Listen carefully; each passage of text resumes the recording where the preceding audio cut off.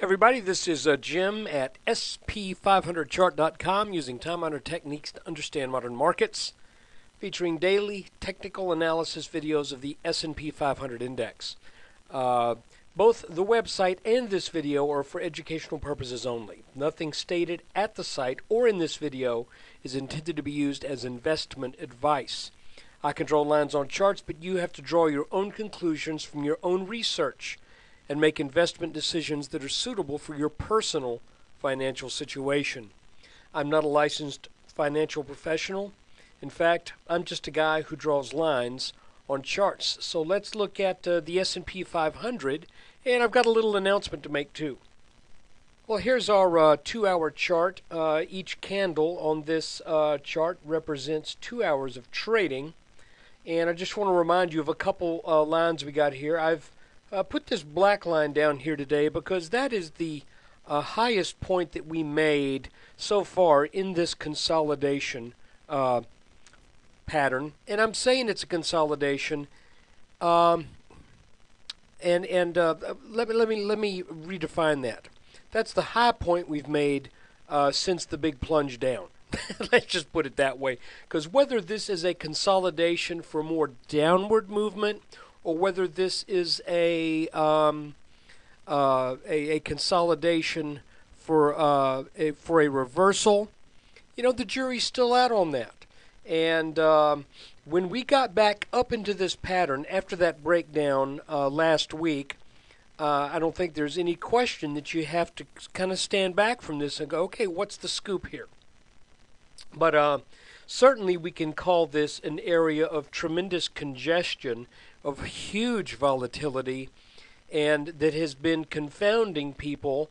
To be honest with you, I'm fortunate, I feel, to have gone through all of this with some gains. Now, somebody might say, I've played it perfectly, I picked the bottom each and every time. I don't believe you.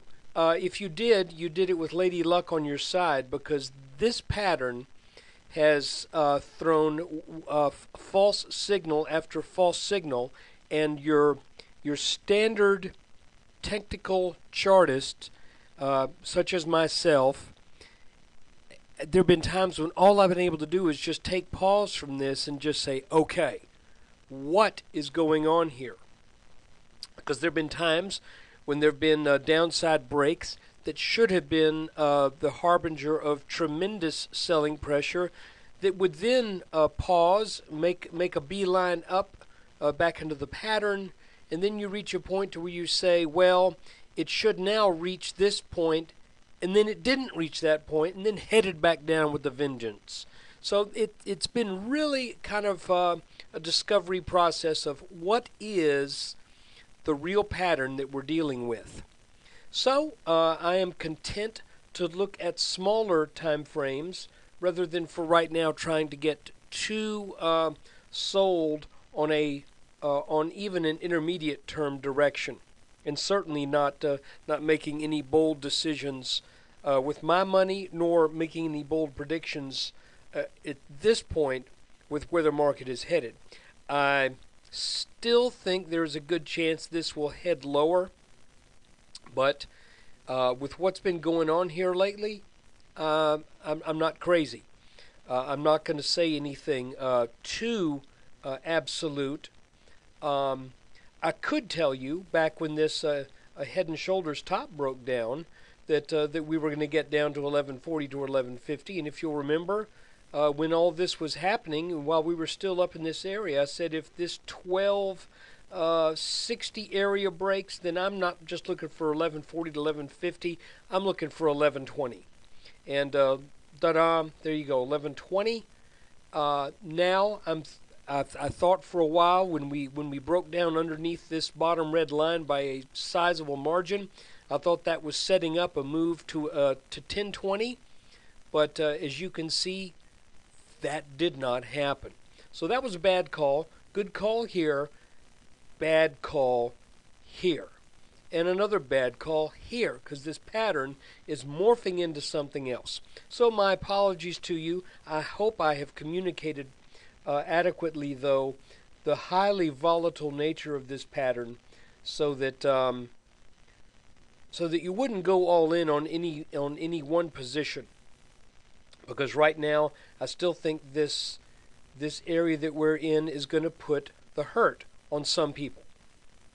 I don't want to be one of them. So, by the way, I am short as of today, but I'm not looking for a big downward movement. I'm looking for a move back down to either this red line or this orange line right here. But let's take a look at what we have been looking at over the past few days, and I want to see how things have panned out. And I want to remind you about some of the calls that we made. The first thing is, I had drawn these dark blue lines as a possible rising wedge, and mentioned yesterday that when the S&P just kind of squirted out sideways underneath this line right here, that I thought that was perhaps call it a chink in the armor, that we had this low, and then this low and this low that was then taken out, and it looked like for an hour and a half or so, the S&P was just kind of hugging that line. Then it went sideways. And those of you who saw yesterday's video, that being on the 11th of October, I mentioned that it looked to me as if this little sideways motion could very likely be setting up another move up. And if that's the case, I would expect a back test of this line. Well, we got the back test and more. So, however, if you look at what that more was, I've got these little light blue lines drawn under 1, 2, 3 bottoms and over 1, 2, 3 tops. And what pattern do we have there? Well, we've got what I think is kind of a funny thing that it's been called, but I heard one analyst call this what did they call it? Oh, heck, never mind. The idea is, I think they use the word tsunami, but that doesn't make sense because the tsunami is an ocean event. Call it a cyclone flag. In other words, you have a straight upward move, and then you have a move that continues that upward trend, but it does so in a pennant formation, which tells you that eventually that move will likely peter out. So, straight line move this morning, and then we trade up in this flag pattern that is pointed up, and therein lies the bearishness of that pattern. Because it is pointed up, the pattern yields less and less returns for more and more risk. Because somebody who gets in, say right here, they get a pretty good quick bump. Somebody who gets in here, not as much. Somebody who got in here, a good bit. So each time somebody buys at the bottom of this pattern, as evidenced by the bounce on that pattern, and each time somebody sells at the top of that pattern, as evidenced by the bounce off the top, there's less and less returns.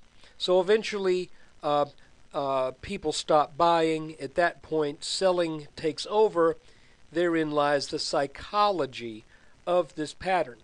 Now, like we had this little inverted head and shoulders right here, I was just about ready to say, I think we're going to be making maybe a little head and shoulders pattern, a little top here, and no sooner did that thought bounce off one side of my skull to the other than this big red candle immediately started to form. And it was kind of funny. I was thinking, gee, maybe I don't need to do these videos anymore. Maybe I just need to think harder and stuff happens. But no, that's obviously totally goofy. So what do we have? Well, I had drawn an alternate line yesterday as well. That let's go to the 5-minute. I think that'll show it fine.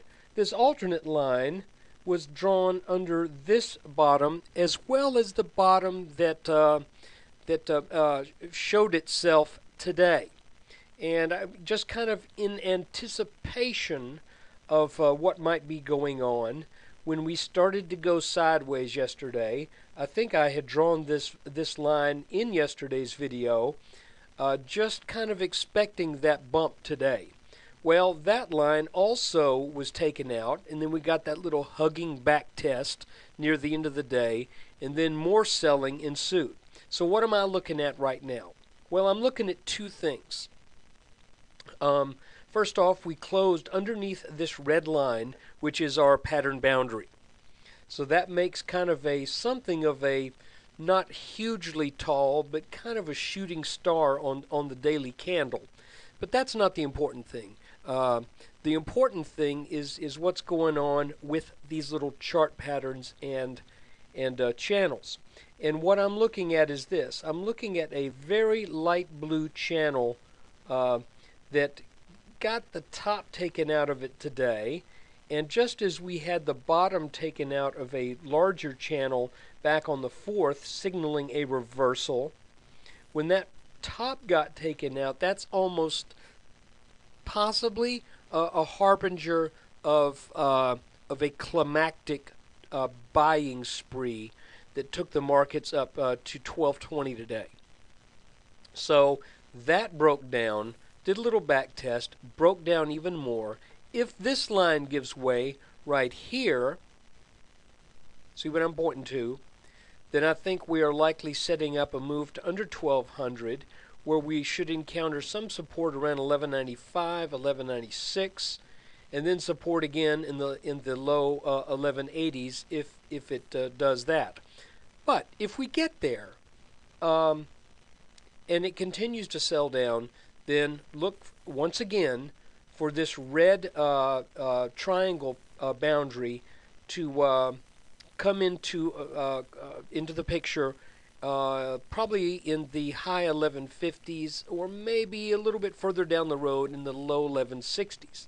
Finally, if that busts, then what are we looking at? Well, I'm still seeing this kind of a yellowish line right here that we gapped up over back on, when was that? The 10th, no, the 7th, excuse me, that we gapped over on the 7th, and we've never really come back to back test that. So, in essence, right now things are looking toppy. I think as evidenced by these trend lines here and here having been broken, and now we're facing some other support lines, but they're not quite as aggressively bullish. And if these get taken out, then we definitely, excuse me, what was that? That was lunch. We could definitely, I hope you didn't hear that. I just belched. Oh well. So looking toppy here. We'll watch it as things develop, see how many of these previous lines of broken resistance will serve as support, and for how long. So that is the video for today. You might ask, what was the announcement? Well, the announcement is very simple. If you're interested in learning a little bit more about charting techniques, I'm going to be doing 1 or 2 videos per week, not really long, but 1 or 2 videos per week that I'm going to set up at the website in a new section that I think we'll just call it Charting Basics. And this will look at terminology, it will also look at some techniques, and it will look at some theory as well. So look, I appreciate you watching this video. If you like what you see in this update, and you are not a subscriber, I want to remind you that if you do subscribe, you get these videos after the close on virtually every trading session. I say virtually every. It'll be roughly 95%. There will certainly be some time when I cannot do a video for some reason or another, or I do one and I can't upload it for some reason or another. So being realistic, my goal is 95%.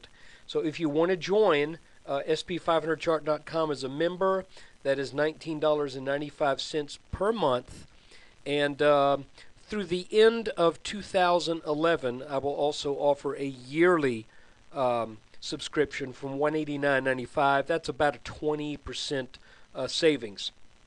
So, look, thanks for watching this, and look for those instructional videos at SP500chart.com. Take care.